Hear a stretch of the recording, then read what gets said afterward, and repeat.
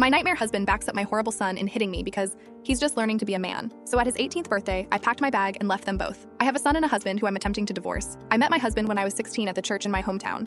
At 17, he invited me over and I don't remember it well, but we ended up sleeping together. I was supposed to be cleaning his house for some extra pocket change, but ended up pregnant. I still can't remember everything that happened, but when my parents found out, they confronted him and made me marry him. I had my son not much longer after that. My husband's a brute. He was always mean to me. I tried my best to make him happy.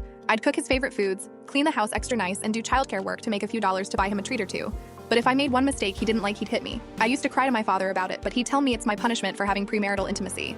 I'd ask my father what my husband's punishment was, and he'd say, his punishment is having to settle for you. I don't think I ever recovered from that. Before anyone asks about my mother has always been kind of out of it. She's been on medication since I was a child, and she's kind of like a zombie. She doesn't talk much or do much of anything unless my father says so. The hitting got worse, to the point where I wasn't really allowed to leave the house, or if I did, I had to wear makeup, or else my husband would think I was trying to get him in trouble. My son grew up watching this. I've heard stories of kids hating their abusive fathers, but my son loved